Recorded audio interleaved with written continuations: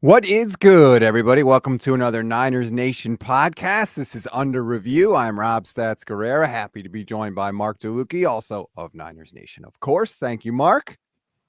Anytime, we got the holidays in the bag, so now we can just look ahead. Yes, I rearranged my entire Christmas Eve. Usually it starts in the evening. I made it start at 11 o'clock. Got it all out of the way. Came home for the Niners, but it was worth it because, of course, San Francisco gets the 37-20 win.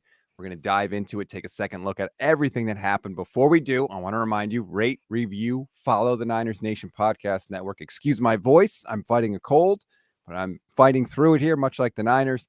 If you take the time to leave a review, we will read it on the show. This one comes from Tim Poplin, who says, thanks for the help, 5 stars. Rob and the team, where do I start? The series of weekly podcasts produced by this team means more to many of us listeners than you might think. Yes, you check all the boxes for a great podcast, informative, educational, a mix of biased and unbiased opinions, and of course, entertaining. For me and my sons, Ethan, 10, Thomas, 7, it is our daily ritual. 49ers in 5 on the short commute to school gets my boys ready to shut down the naysayers and keeps us up on the news quickly. The longer shows keep me going on my long commute to and from work. And we all circle back to reflect at the end of the day. At the dinner table, I was raised on 49ers my whole life, and these shows give me a virtual cheat code to teach my children why we are 49er faithful for life. Thanks for all the great content. Keep it coming. Tim, Ethan, and Thomas Poplin. That is awesome. Thank you guys very much. I appreciate that. That's really cool. That's a cool one. I feel like half the time when I come on, it's someone hating on us. So it's nice to have the touching review in there mixed in. Yeah. And you know what? I have a son named Thomas too. So shout out to you. Good choice there. Look, that's what we want. We like to offer a football buffet, and hopefully there's something for everybody. I mean, look, I hope you like all of it, but maybe you only like one show or two shows, and that's cool too. So we try to offer a wide variety of things, and I'm glad that some people enjoy it. All right, let's get into it. Niners coming off a fantastic win, and a couple of things jumped out to me at this one.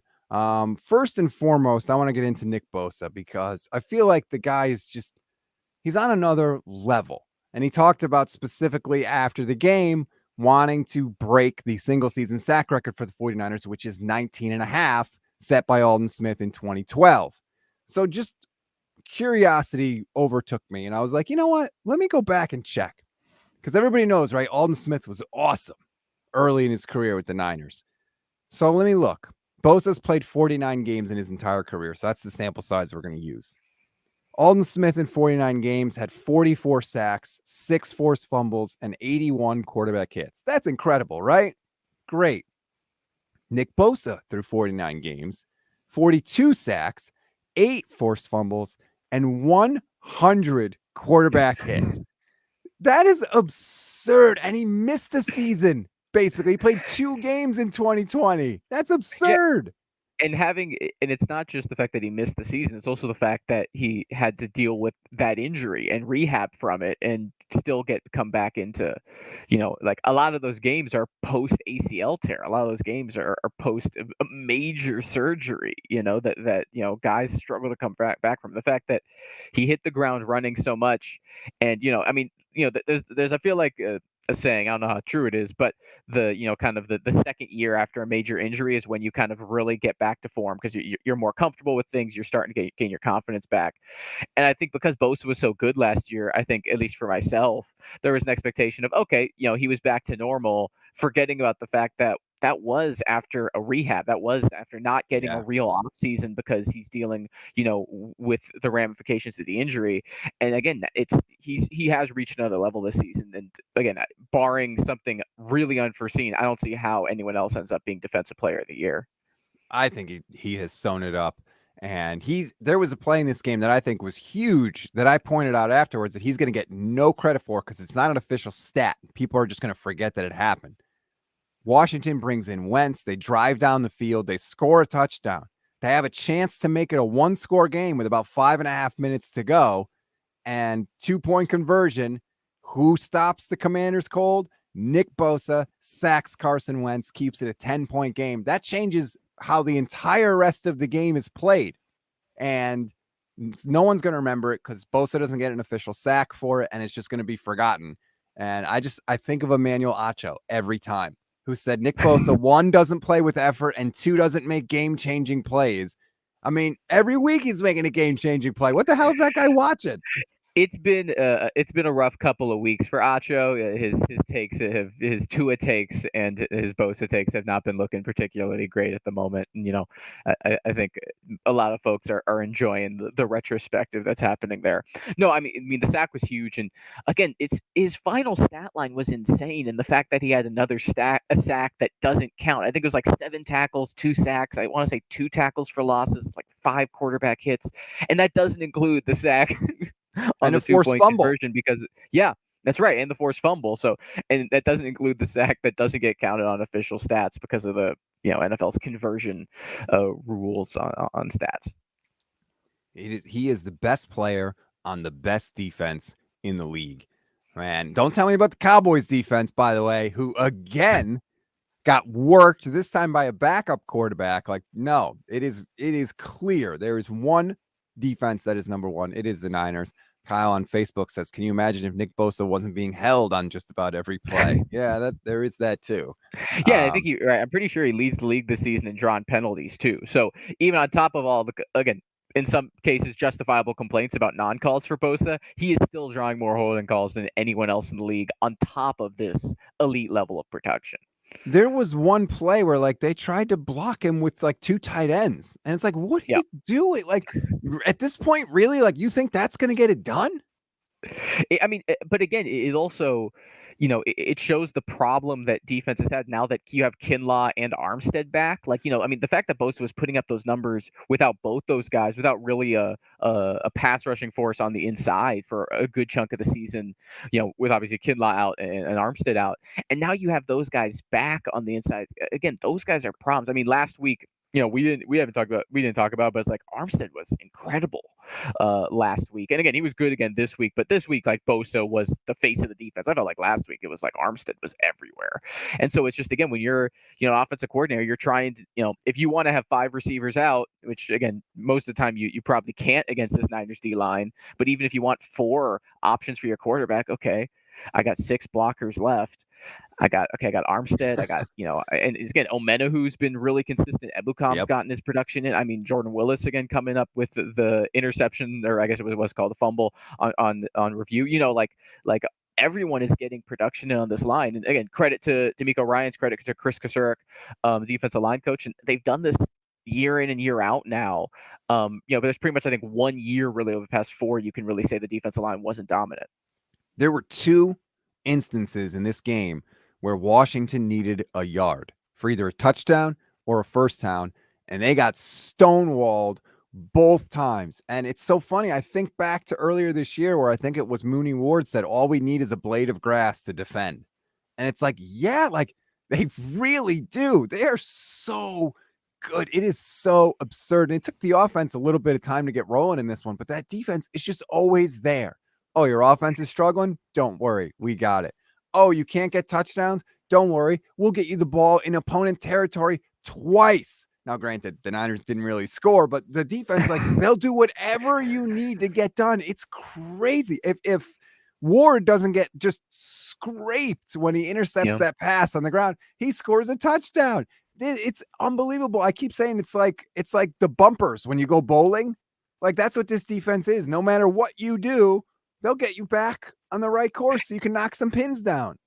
And this was a game where the secondary struggled, right? Like Diamador Lenore got taken advantage of on the other side. Then when Mooney Ward went out, obviously the Niners really, basically both of their corners, when, it's Womack and Lenore, it's like there were weaknesses, or I should say on paper, there are weaknesses to exploit. There have been at least at times for this defense. And again, it's popped up at times early in the season.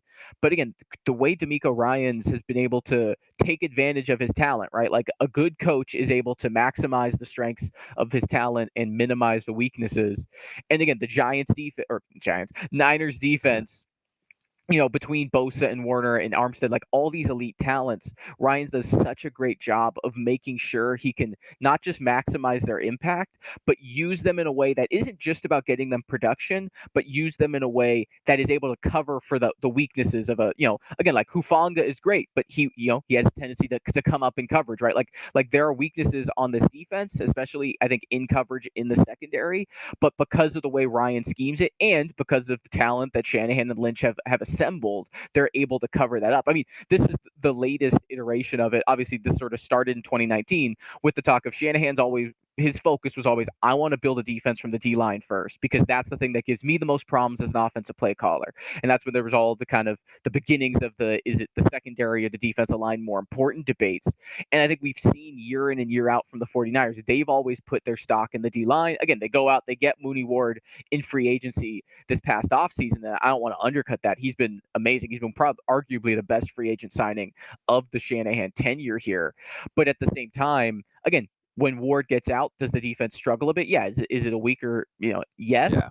But that defensive line, I mean, the whole front seven, right? Dre Greenlaw, it's perfect that he will be remembered for that play in Seattle in 2019, because I have never seen someone so consistently fully stop opposing runners' forward momentum, even when they have like there were, again, you mentioned the third and shorts, the fourth and shorts. There was a third and one where I don't know which receiver it was. It might have been Dotson or McLaurin, had like 5 yards of running space off of like just open field. And it's like, okay, he's gonna, they're gonna make contact, gonna fall forward for the first down, and it's just Greenlaw on the other side, and it just stops him cold. I mean, it's incredible. Like every guy on this front seven has been, productive and is someone you can really talk about for a long, long time. I'm interested that you said that about Hufanga. He has a tendency to come up. I actually wrote that down on my little card of notes here because I noticed on the touchdown pass, he's always around the ball. And so because of that, I feel like it stops him from getting as deep as he should sometimes. And he's gotten burned on that a couple of times. He got burned against Miami on a Tyreek Hill touchdown, and he got burned this week against Washington. I love Hufanga. He's amazing. He's got room to grow. He's only 22. I feel like the way that you can get him this year is he's too far up. He does not get deep enough. You can get behind him. Yeah, and I think, right, the Niners have, it's kind of a change in pace for the Niners, right?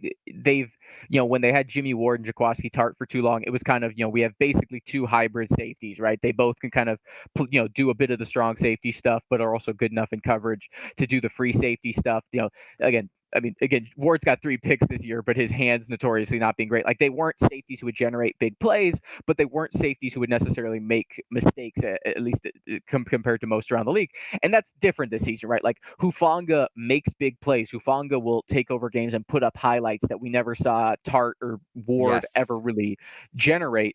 And at the same time, that comes with a cost, right? Why is he able to be in the backfield and get tackles for loss as a safety when you weren't seeing that from, Tart or Ward as often? Well, in part because he's going to make that decision quicker to fly into the backfield. Yes. And that's going to make some huge stops. And that's going to mean, you're going to be more open to play action or other misdirection.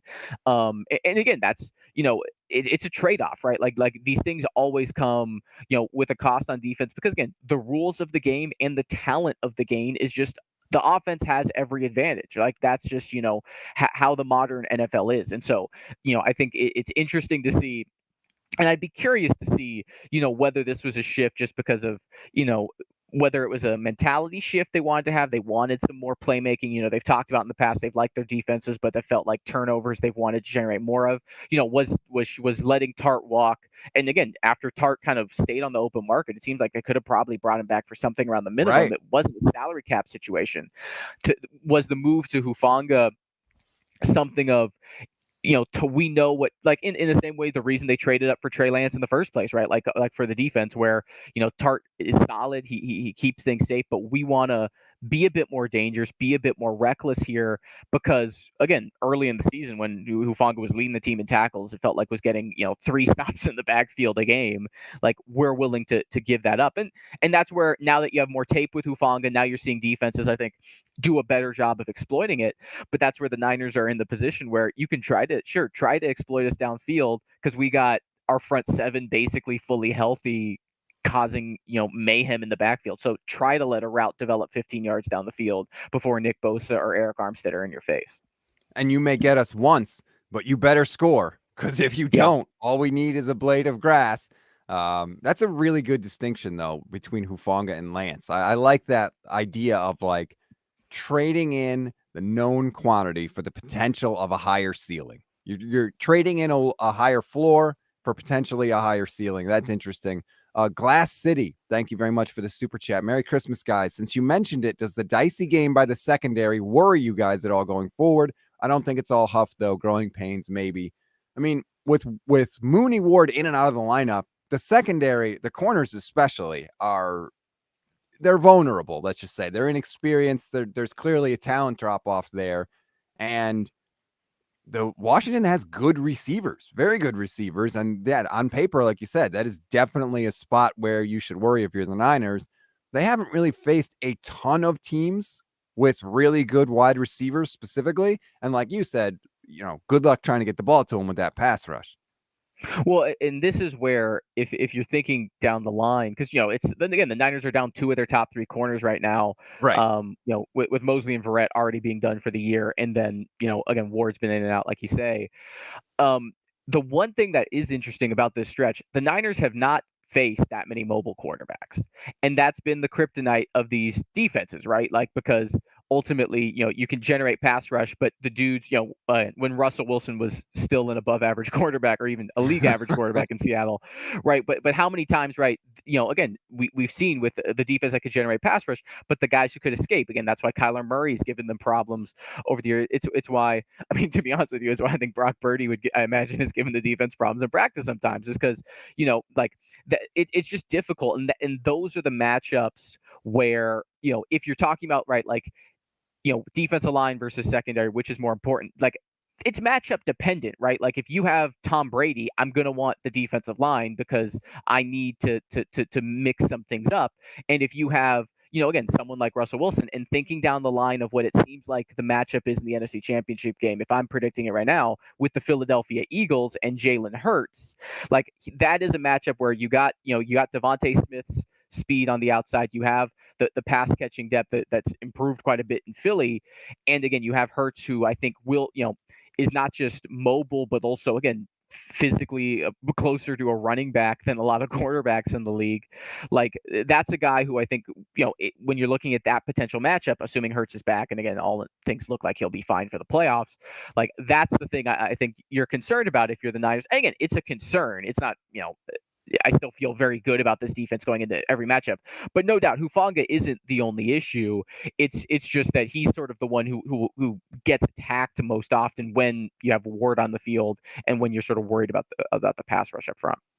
Yeah, everything you said about the Eagles is valid, although they've had a couple of big injuries coming out of that Dallas game. I don't think the Eagles are as good as they look. They're still good, don't get me wrong, but they've only got 3 wins this year against teams over 500, and it's not exactly like a murderer's row of good teams. One of those wins was against the Dallas Cowboys with Cooper Rush as their quarterback, so Yeah. they didn't even have Dak Prescott. So I'm just saying maybe they aren't quite as good. Now, granted, the 49ers haven't played the toughest schedule either. But Well, I think the thing looking at that matchup, and we can obviously get back to breaking down the game, but I think the thing that's interesting is if you're thinking about the recipe to beat the 49ers team, or, like, I guess I should say how I envision the 49ers losing, assuming the defense is still playing like this, assuming Brock Purdy doesn't start looking like a rookie 7th-round pick at some point, like right. assuming they sort of stay on this current trajectory. I think the way they'd lose is probably the way we've seen great Shanahan teams lose in the past, which is the self-inflicted kind of conservative decision-making of Shanahan. Yep. And which, to his credit, during this 8-game stretch, since, again, Brock Purdy all of a sudden unlocks his fourth down decision-making, I don't understand it. It's but, like, great. I do think it's a situation where if you're thinking about that recipe, it's you have a good enough defense where the offense can't blow you out of the water, and an offense that's competent with a quarterback who can cause enough mayhem that you end up losing 24-21 or 20, or 27-24 because you decided to kick a field goal rather than going for it at the goal line. And that's where, again, I think I agree with you in the sense the Eagles, I don't think their record is reflective of how good they are, but I do think, again, assuming health, assuming that they kind of stay where they've been, like I do think they have kind of the pieces to stay at least close. Like the 49ers, I don't think are going to be able to blow out the Eagles. And whenever the Niners aren't able to blow out another team, just because of we've seen this in the past, right? The offense can be looking great. And granted, this was with Jimmy Garoppolo. Maybe Brock Purdy's different, but we've seen it plenty of times before. The offense is looking great, it's rolling, and then something stops. They have to settle for a couple field goals. Everything's fine. It's like, hey, we got 80 yards in no time. It won't be a problem. And then it becomes a problem. Yep. And then all of a sudden, and then you're up that 10-point lead with 20 minutes in regulation to go. It becomes 3, and it just they're able to slowly kind of chip away at it. And I do think the Eagles have that recipe, and that's where again the Niners do have this kind of X factor. So much is riding on Purdy to a certain extent. As much as people want to talk about, and justifiably so, all the things in place for Purdy. Again, we've seen it with the Niners before. If they're going to be a Super Bowl contender, if they're going to win the NFC, they are going to, at some point, there's going to be a test. At some point, he's going to, there's going to be a challenge there. And it's going to be very interesting to see how he faces that. We have a perfect example of what you're talking about in Saturday's game. Niners are in the red zone. They're trying to score touchdowns. They're getting turnovers. Great. And what happens? 3rd and goal, Mike McGlinchey, false start. Pushes him back, puts him, I think it made it like 3rd and 15 essentially to get a touchdown on that 3rd and goal play. Next possession, exact same situation. 3rd down in the red zone. Niners are, potential close to scoring range. Mike McGlinchey, false start on 3rd down, pushes them back. They only get a field goal. Little, like just little things like that, like it just a little piece of a grain of sand in the machine gums up the works. You get field goals instead of touchdowns. Carson Wentz comes in, throws a touchdown pass. All of a sudden, oh my God, it's about to be a 2-score game. Oh wait, Nick Bosa is amazing. Never mind. But like, it's, it's that close. Yeah, no doubt. And that's where, and again, the Niners have benefited from again, the NFC is just weak, right? Like all the talent, and we saw it in the offseason, right? We're seeing the ramifications of last offseason. It's like, geez, every top talent that's getting moved is heading to the AFC from the NFC, it felt like. And that's where the Niners have again taken advantage of that. Again, that's not a knock on them. It's you beat the teams in front of you, and it's a big part of why I think it's hard to talk about the NFC without thinking about the Niners as a playoff contender, despite again the big question at quarterback right now. Wanted to get to a comment from Saul watching on YouTube. The more we move closer to the playoffs, the more confident I am that we'll be in the NFC title game and win it. I hate to say it, but I kind of feel the same way. Like the longer we go with Brock, where he looks more and more like a viable option at quarterback, the more confidence I get. Like that one play he had early in the game, it might have been the first offensive play of the game.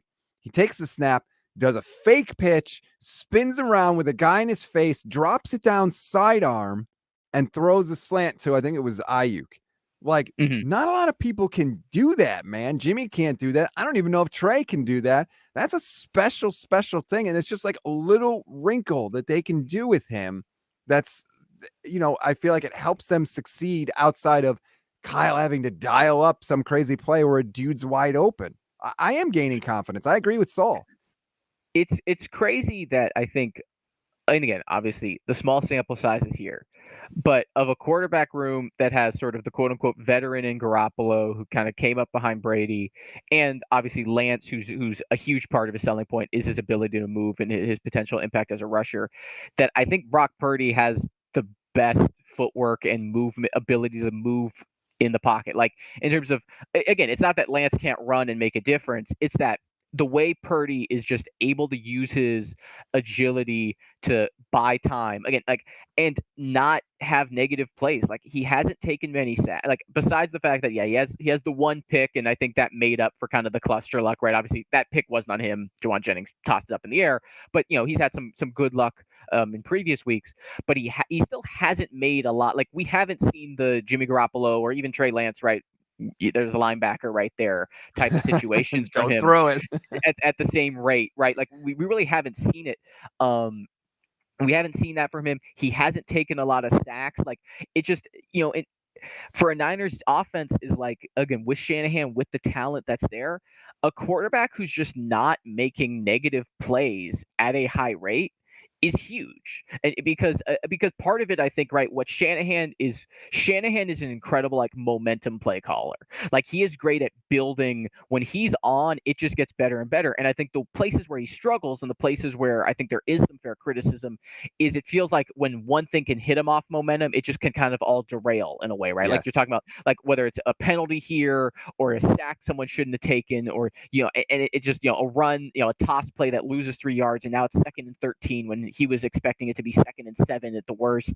Like, and then it's just that's kind of where he struggles. And to be fair, I think that's part of that's been he's never had an elite quarterback, so part of it is just when you get off script, your situation gets tougher for everyone involved. But I think that's the thing where Purdy just not having a proclivity to negative plays has been huge, and why I think part of the reason why it feels like we've had this perfect synergy of like Purdy's looked good, but it also feels like Shanahan's play calling has been more consistent and better than I feel like I've seen it in at least a very long time. The last time I think I can compare this to is probably like late season 2019, right? Where it felt like the Niners offseason was starting to hum going into the playoffs. But even then, a lot of that was that Saints game, and there were games around it that were still kind of iffy. Like this feels like a very consistent trend where the Niners offense has been moving it and doing things well, and Shanahan hasn't necessarily gotten caught up. I mean, again, yeah, they only put up 20 against Seattle, but this is what 3 of the last 4 they've put up more than 30 points. Like that is not something we have said a lot at all, throughout, in a long, long time with the 49ers. And we saw a perfect example of Brock Purdy avoiding a negative play in this one. Drops back, rolls to his left. Here comes a free rusher, and he's rolling, and he doesn't know what to do, but he's not panicked. He rolls out. He gives him a little hesitation move to buy himself a little more time near the sideline, spins around to just avoid him, and calmly throws the ball out of bounds. Doesn't make a bad play worse.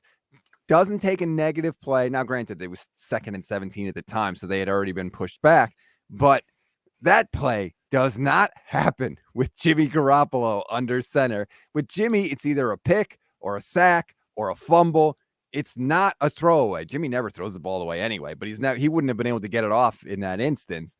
Brock, you're right, doesn't take negative plays. And I have to say, on the whole, for the year, the 49ers, I feel like, have had less negative plays from their quarterback than any other Shanahan year, whether it's sacks, fumbles, interceptions. And I don't know if that's maybe Brian Griese deserves more credit than I'm giving him. I don't know. But I feel like this year they have not had negative play or as many negative plays from the quarterback. And they have had a ton in the Shanahan era. He was like minus 42 in turnover differential coming into this year. Yeah, this gets back to, again, it's kind of irrelevant now for the Niners, but because of the way Purdy's playing. But Garoppolo was having like the best season of his career before his injury. Like it did feel like there was something that had clicked. And again, is Greasy responsible for that? Was there just a level of him not caring, and so he's kind of playing a bit looser? I don't know, or just the fact that having McCaffrey was that kind of pushing him over the top. But nevertheless, like yes, even again, obviously Lance got hurt early, so I don't necessarily think it's too fair to evaluate him. Although again, it was a rough game and a half, I think, to be fair.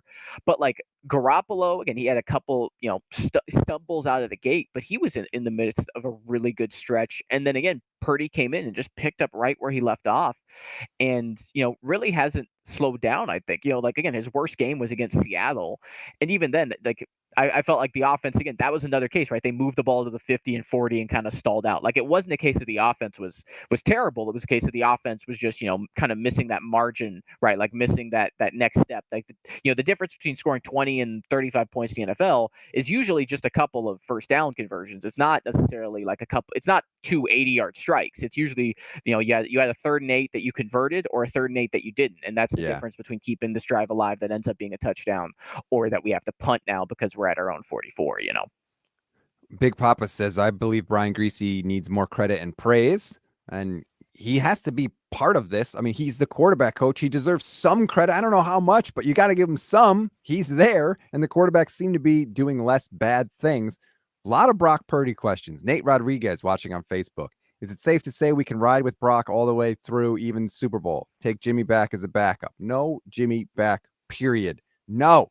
Could we just be done? We've got Trey. We've got Brock. They're both cheap. I mean, Brock Purdy is literally like as cheap as you could get. The last pick of the draft. Yeah. If they decided to ride with Brock as a starter, and I'm not willing to make any grand statements one way or the other, but if they did, that is such an incredible advantage to have a quarterback making no money. I don't even know what Brock Purdy's salary is off the top of my head, but I know it goes according to draft slot. And when you're the last pick in the draft, that's pretty damn low. I'm pretty sure his base salary is locked in as the minimum, and because he was a 7th rounder, it's just the bonus money on top of it. That's I mean, think of that when you want to resign Bosa, who's basically just going to be able to write down whatever number he wants and slide it across the table to the 49ers. You want to resign Ayuk. I mean, I think going into this season, they had something like 40 unrestricted free agents that were coming up. McGlinchey, I don't know if they want to resign him, but whatever, like that's a possibility. Jimmy Ward is going to be a free agent after the year. Like, to be able to have a quarterback room that's as cheap as the 49ers will have could help sustain this core and this run that they're on. Yeah, and I think to answer, because I think people are talking about, again, I'm still skeptical of all the like Jimmy could be back by the playoffs and play stuff. I just one is I don't know why he would come back. Like, to be honest, I mean, I guess there's the, like, look, the only thing he could have or kind of pushed back on the season is he always gets hurt. Well, he got hurt. Like, if he comes back in the playoffs and plays, that's not going to change how teams evaluate. You still got hurt and missed a good chunk of the season. And again, what I thought he put on tape this season was actually some of his most impressive tape in terms of like his interception rate was a career best. His touchdown rate was near a career high. Like, he showed off what he could show off on the field. The issue was he couldn't stay on the field. And there's nothing, for better or worse, there's nothing he can do to change that. And I imagine if I'm his agent, if I'm Don Yee, like, why are you going to rush back? And even if it's not rushing back, it just, again, it puts you at risk. And like you're mentioning for the Niners, again, I will say this. If Garoppolo can come back and be a backup, I don't necessarily see that necessarily as a problem, right? Like Josh Johnson, who I love just because he's been around forever, and my best friend went to University of San Diego, so shout out to the Toreros. But like, but like I could see that. Like, that would be the thing I get. At the same time, is why are you introducing that conversation? And it just feels like a thing of, for the 49ers. To me, you've been gifted an opportunity to evaluate this 7th round pick who clearly the team likes. Like, Shanahan wanted to pick him, then chose him, even though it cost them $1 million in cap space because of Sudfeld's guarantees. Like, let this guy run when there's no controversy. Because as soon as the season ends, Purdy or Trey Lance discourse will begin. Oh yeah. And again, it is what it is. Like, Purdy's earned that conversation. Like, this is not a knock on that conversation. It's just the thing of like, let's ride this out with Brock. And again, if he really stumbles to end the season and you're in the playoffs and he looks terrible and Garoppolo is an option, then sure. But I don't think that's something the Niners really should think about right now, because let's see what this guy can do. Because here's the thing, you mentioned Brock's contract. Lance's contract is high because it's a draft pick. It is not high for a quarterback. Right. You can have Trey Lance and Brock Purdy in your quarterback room next year. That would be less than, I think, $11 million in salary cap space to your quarterback room if those are your two guys. Like, the beautiful thing for the 49ers, your dream scenario here is that Brock Purdy proves that, like, you win the Super Bowl with Brock Purdy this year, and then next offseason, Trey Lance proves to be the Patrick Mahomes you always thought he was. He wins the starting job, or there's a intense competition. He wins the starting job. You win another Super Bowl next year, and then you can trade whichever one loses it for a bevy of picks because you've had both these guys put up great tape. Like, that's your dream scenario, right? That is a dream. Yeah, well, yeah. Again, I'm not saying it's likely, but the thing is, the Niners, because of the rookie cap structure, they don't have to make a decision on that for at least until after next season. Like, to me, the blessing in disguise of the way this has played out is that if Jimmy had finished the season, and regardless of how it had finished, if they win the Super Bowl, obviously it would have been complicated, although you obviously take that if it gets you a Super Bowl win. But even if it's like last season, you lose in the NFC title game, or you lose in the divisional round, whatever, you make the playoffs and you don't get where you want to go, there would have been the issue of, well, Lance hasn't put a lot on tape. He's been hurt. He's missed He's had injuries in both of his NFL seasons, and he's coming off a major injury. I don't think you can just hand him the job, and then you're running into, well, who are you bringing in? Who's the veteran you're bringing in Right. to compete? What Purdy has done, at least to me, oh, cool, that's solved. We don't need to worry about bringing in a veteran. We don't need to worry about, do we need a Tyrod Taylor, or do we just, bite the bullet and bring back Jimmy Garoppolo? Like, I think from what I've seen, and again, things can change, every game. Obviously, we're still in small sample size territory with Purdy, but from what I'm seeing, it's like, okay, yeah, we got two guys. If I have to pick between Purdy and Lance right now, I don't know. But the beauty is the Niners don't have to. The Niners can let this play out with Brock. Then they have the offseason, they have next preseason, and then they have all of next season to let this sort itself out. And again, even at that point, you don't have to make a decision, but you would hope by then you know who you're more with. And then at that point, you can, hopefully recoup some capital for the other one. And then you kind of move on, and then you look for your veteran backup, because you hope between Purdy or Lance, one of these is your quarterback of the future and you feel confident about. So that to me is the beauty of this, is you don't have to me, engage with Jimmy Garoppolo after the season. And it's not a knock on him. It's just because, yeah, Purdy's Right. now shown he's that viable other guy. So I now have the alternative if Trey isn't ready, or if Trey just isn't good enough. Fugazi56 watching on my Twitch page at Stats on Fire. Shout out to everybody watching on Twitch. Follow me there if you don't already follow me. He says, I hear people making comments about Jimmy Garoppolo's progress and availability in the playoffs. Does anyone really think that Kyle would play Garoppolo over Purdy at this point? The announcers kept talking about how they hope Jimmy Garoppolo can come back for the playoffs, how it's a small chance, but he's out of the cast, this, that, and the other thing. There was a lot of talk about that. I think Kyle is a lot more Belichickian than he comes off as a player's coach, but I think Kyle looks at it like, dude, we're rolling right now with Brock Purdy. Jimmy, you did some great things in the past, some good things in the past, whatever. Thanks. That's what the money was for. I think he would stick with Brock Purdy personally. And I think he should, for two reasons. One, the players seem to like him and they're rolling. And two, it's not like Jimmy Garoppolo is a playoff stud. He's been awful in the playoffs. Awful. So to me, there would be no reason to change. And I think Kyle would stick with Brock, to be honest with you. Yeah, I lean that way. I mean, again, I think to me it's an obvious let Brock play situation, just because, again, I think Brock's looked as good as Garoppolo. And again, like the reasons I said before, I just think even beyond this season, it makes more sense to play Brock for all the reasons I mentioned. That said, I've kind of had to admit my inability to predict what Shanahan is going to do at quarterback. I thought Jimmy Garoppolo was done as the 49ers quarterback the second they made a trade up for Lance, and here we are multiple seasons later, and he's still here in the conversation. So I agree with you. I don't see the reason to do it if Purdy doesn't stumble. That isn't sort of a nostalgia thing. That isn't just like Jimmy's the veteran and kind of some old Maxim stuff. With that said, that's kind of how, Shanahan has had that tendency, right? Like, where, again, we saw kind of Dan Brunskill be a solid but inconsistent last year at right guard, and Aaron Banks never played. And then this year, Aaron Banks is starting and looking really good. And it's like, well, couldn't Aaron have done that at right guard last year? Like, like there is the level of, I think Shanahan, and again, that's what's been so weird about his aggressiveness on fourth down with Purdy. Is that I have so much more confidence in Brock that I'm willing to do this? Or is that I have so little confidence that I feel like F it, because if it goes wrong, it's whatever, because, it is what it is. Like, I can't, it's impossible for me to get a read on Shanahan at this point with this, because again, the way the 49ers have handled their quarterback situation does not make sense, even though it seems like it might work out. It But doesn't like make the way sense. they've handled this, is not logical, is not predictable. And again, I'm sure there's an internal logic to it, but there is no logic that connects all the different dots that they've done here.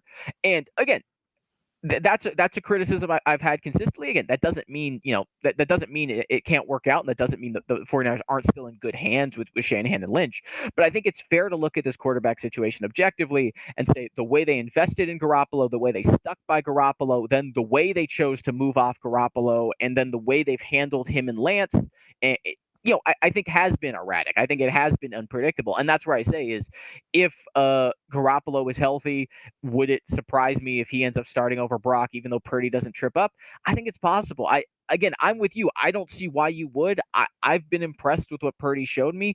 I've we've seen the 49ers lose in the playoffs because of Jimmy Garoppolo before. We have never seen the 49ers win a game in the playoffs because of their Garoppolo. quarterback. Yes, I It's totally never been agree. because of Garoppolo. Like, again, look, there's one game we get to talk about, and it's, again, Jimmy's had a fine career with the 49ers, and the legacy will be that Saints game in 2019, right? Like, that was Jimmy's game. That was A regular that was the moment. season game. And then what did they Yeah. do, by the way? The next week, they came out and lost to the Falcons at home. Falcons. So, yeah. Chef Rambo says, I want to Brock and roll all night and Purdy every day. The one benefit of Brock Purdy, not the one benefit, one of the benefits, all the puns. The puns are coming left, right, and center with Brock. Brocktober, Brock and roll all night, various other nicknames that I won't repeat on a live stream, but we all know they're coming fast and furious. Yeah, and again, I continue to say, like, we don't have to make any pronouncements about any of this. I totally agree with your point that Brock has sort of wiped away the idea that, oh, you have to bring in a veteran guy. Although Brock did suffer a serious injury himself shortly after becoming the starting quarterback. Like, we can't have a quarterback just play and stay totally healthy. I don't buy that Glazer report, by the way. Oh, he has a cracked rib and a torn oblique, but that was last week. Now he's totally healthy. Like, what? Bones don't. They had a long weekend, so that took care of itself. Broken bones don't take 10 days to heal. Yeah. Like, damn, man. But shout out to Brock. I mean, he's still pretty mobile with that injury too, which is impressive. Apparently, broken ribs don't matter to the 49ers. Mike McGlinchey's playing with him. Brock's playing with him. It's fine. Yeah, I'm not qualified in the medical profession, but some of these things, again, the NFL is the wildest injury report to that doesn't make any sense ratio of any sport. Okay. One more thing I want to mention before we go, and it's like a double-edged sword. It's George Kittle, who has been phenomenal the past 2 weeks. 10 catches, 213 yards, 4 touchdowns.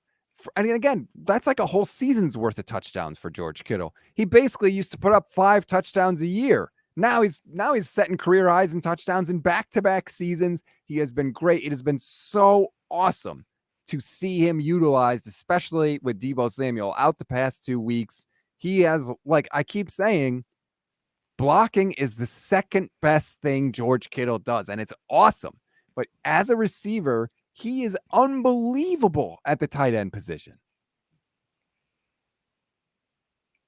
Yeah, no, I mean, and I think with Deebo being out, it's given him a better opportunity. It also feels like, for Purdy, McCaffrey and Kittle have been the 2 guys he's been most comfortable going to. We saw Ayuk kind of have his first, I think, like, big game since Garoppolo went down, this past week. But yeah, no, Kittle is just, in a league of his own. His ability, again, there are so few players in the league who, I mean, again, a lot of them are on the 49ers, but that you're more scared of after the catch than Kittle. It's just his ability.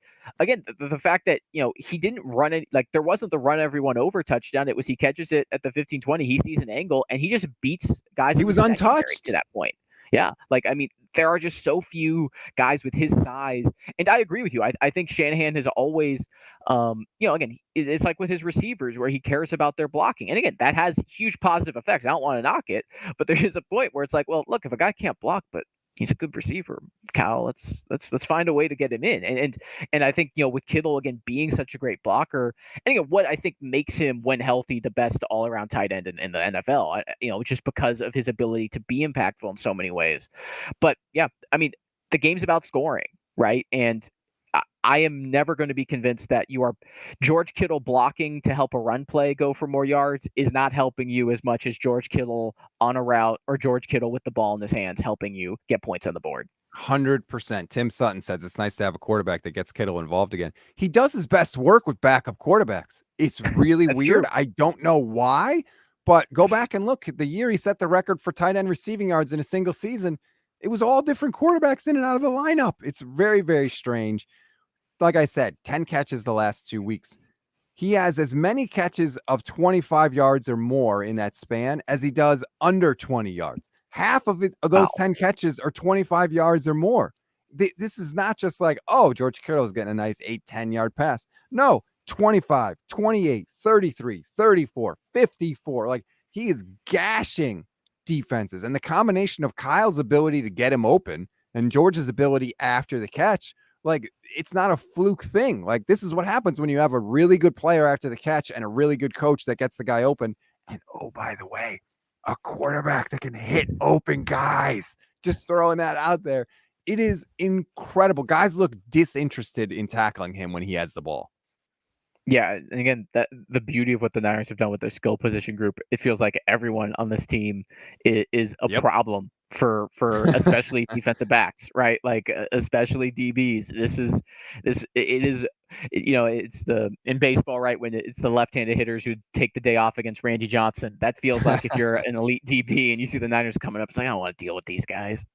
Oh, did you throw that mention in because I'm a Mariners fan? That was very good by you. That's true. It's just the strategery. So I mentioned it's a double-edged sword thing with Kittle. That was the good. He was incredible. It's awesome. But I'm seeing some stuff now that just gives me a little bit of pause. I feel like something doesn't quite smell right. We remember the touchdown catch Kittle had where Ray McCloud was like right next to him. Come to find out after the game, the reason that was the case is because Kittle wasn't supposed to be there. Kittle said, "Oh, I saw open space. I ran to it, so I caught the touchdown." But he also said Kyle specifically coached him, even if you see open space, run horizontally because we need to open up the middle of the field for the post route, which Ray McCloud was running. So George essentially said, I did whatever I wanted, even though I was specifically told if this scenario happens to not do what I did. And George did not seem the least bit concerned about it. He caught the touchdown. Okay, that's a little weird. Then I see an article from Mike Silver today with comments from George Kittle all about how he was keeping an eye on TJ Hawkinson's targets. TJ Hawkinson got 15 targets. I got to go off today. This goes along with another article from Silver in August with quotes from George Kittle about how maybe the 49ers are going to try and squeeze him after this year to take less money if he has injuries. And George is saying, well, screw that. I'm not taking less money. Somebody will pay me money, and I'm not changing the way I play for anybody. I don't know. There's quotes in these articles about how Kyle calls Kittle out repeatedly to the team behind closed doors on film. Something seems weird between Kittle and the Niners and Shanahan. Am I crazy? Well, I don't think you're crazy, right? Like this is again, reading media narratives too, right? Like so much of this is just like media literacy. Like Silver is writing usually when you have like kind of an op-ed columnist or someone who is connected, who's writing something, usually if they're competent, they're not writing something because of just the person they talk to or just the people who are quoted. Yes. Usually they're writing something because they're getting a sense either from multiple folks or or that's just their read of the room. They're just sort of getting that feeling. And again, I'm not trying to project on Silver what is or isn't happening, but whenever you have articles that kind of come out with that kind of stuff, and the way Shanahan's been known to be a stickler about doing things his way throughout his career, right? Like I don't think it's unreasonable to read into that, and I think again Kittle's earned the leeway, and again that's part of I don't think Shanahan's ever benching Kittle, at least not anytime soon, for any of that stuff. So I think we've seen Shanahan be more willing with team leaders as he should be. Kittle's, I think, earned a lot of that. With that said, there's the DeForest Buckner precedent, right? Like there's always this in the back of kind of my mind that when the Niners are aggressively willing to trade draft capital to get better. They already traded some for Trey Lance, and then they traded even more to get Christian McCaffrey. And they were willing to trade more to get Khalil Mack, remember? And people said, well, how would you sign Mack? And they said, well, we weren't going to sign Mack. We would just have him for a year, and then we were going to trade him to get some of those picks back, right? Like, and again, I think that's actually quality team building. It makes sense. Get the best players you can and deal with those problems later.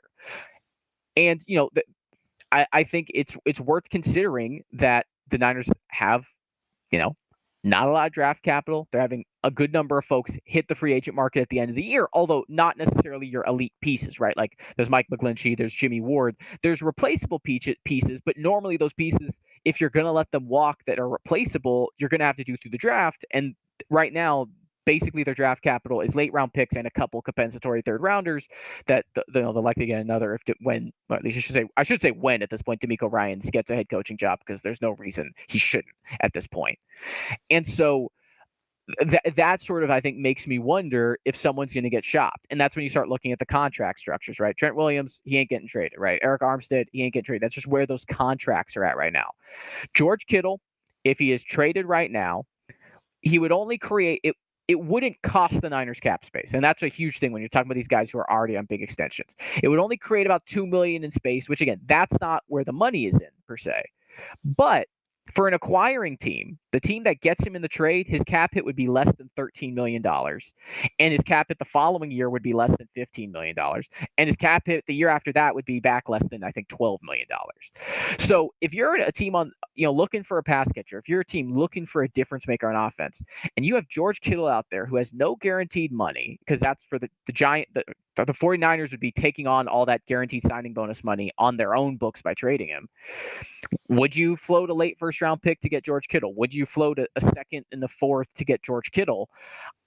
I got to think there would be teams out there willing to do that, especially given his production here. And we'll see how he finishes the season. But it seems like he has a really good rapport with Purdy right now. I think that's in the cards. And I think the Niners are always a team, again, even with Debo, right? They never said they weren't going to trade Debo. They said they didn't want to, but you always listen. And I think they'll listen. And the fact that, we talked about they acquired Christian McCaffrey, that gives them this other weapon, and maybe that makes them more willing to part with another piece. And again, this is just the realities of the NFL, right? If you want to keep everybody, it's usually impossible. I should say, it's usually impossible if everyone is going to get what they deserve to get paid, right? Like it's not how the cap is set up. And that's where, again, there's a huge advantage of Brock Purdy and Trey Lance, being, on these rookie contracts. But that probably is what enables you to pay Nick Bosa without a piece coming back. That's what maybe enables you to pay Nick Bosa and re-sign Mike McGlinchey or extend Brandon Ayuk. But again, it's one of those things where if you find a way to get one of these $15 to $20 million cap hits off the books, it just frees you up for a few years. That's why the 49ers traded DeForest Buckner, right? That's why they traded DeForest Buckner, because they said, well, we could probably trade Eric Armstead for a third-round pick or something along those lines, but we can get a first-round pick for DeForest Buckner. We think Armstead can give us something close to what Buckner's given us. And even if this pick doesn't work out, which, again, Javon Kinlaw had his moments, but it is not, lived up to what you expect from a 14th overall pick. But that enabled them to do other things. And that's, I think, where the Niners could be at the end of the year. Again, given the situation of the team going forward.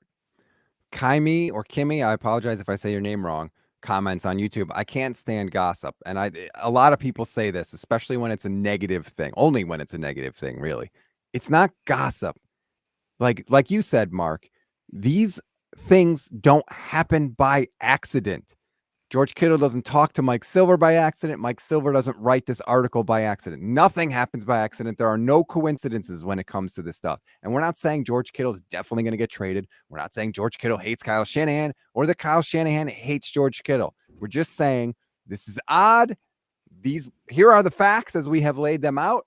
It seems a little weird to me, especially when George is literally in the press conference telling you he's openly defied Kyle Shanahan, doesn't care about it. And the first thought that popped into my head is, if Kyle is needling George, in the team meetings, and George is not listening he's continuing to not listen to Kyle over and over again, maybe there's a reason George Kittle does more blocking than gets targets. Maybe Kyle's like, you know what, dude, if you're not going to listen to me, I'm not going to draw plays for you and throw you the ball. Again, do I know that's happening? No. But I do think it's really weird that an all-pro level tight end does not get nearly as many targets as the other all-pro level tight ends around the league.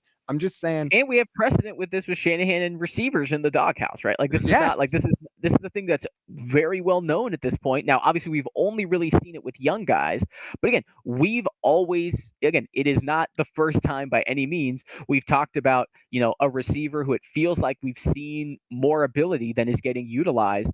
And again, that's because Shanahan, believes in his system. He's stubborn about doing certain things the right way. And to his credit, it seems to have paid off with the way Deebo Samuel's developed, Brandon Ayuk's development as well. And again, how much credit you want to give to Shanahan versus those players themselves, that's up to you. I'm not necessarily here to say that, but nonetheless, those are the results. Those are the ways it has played out. And again, it is weird this season, particularly again when you've had the quarterback kind of uncertainty that they've had, to see Kittle not be more utilized. I think it has been peculiar. Yeah, I'll never understand it. Like, clearly, when Kyle wants to get Kittle the ball, he can. He can get anybody the ball. He's a wizard out there. He can make it rain, for God's sakes. So I don't know. It seems weird. It's definitely going to be something that I'm keeping my eye on as we go. Obviously this year Kittle's not going anywhere, but into the offseason, Mhm. they traded DeForest Buckner, a guy that they loved, that they said nothing but good things about, a guy that was never hurt, a guy that played at an all-pro level, a guy that was everything you could want behind the scenes. Remember, Joe Staley called DeForest Buckner and told him, it's your team now when he retires. You got to step up. You're the captain. That's how incredible DeForest Buckner was. And they still traded him. So just keep that in mind. That's all I'm saying. Look, I have a Kittle jersey. It's hanging up there. I love the guy, clearly. But this stuff happens in the NFL all the time. Just keep your eye on it. That's all I'm saying. That's going to do it for this edition of the show. Please continue, rate, review, follow the Niners Nation Podcast Network. We are so grateful for all your support. We set a record last year in downloads. We have more than doubled that record this year. It has been incredible, and that is due to your support. Also, people like you, Mark, helping me out at the drop of a hat. I really appreciate that. So thanks for joining me. Anytime. And make sure you smash that like button, subscribe to the Niners Nation YouTube page as well. Enjoy the rest of your Victory Monday. It's still a Victory Monday, even if you play on Saturday. I'm still counting it. Niners, Raiders coming up. I think they're going to absolutely smash the Raiders, but there'll be plenty of time to preview that game. Enjoy the rest of your Monday, everybody.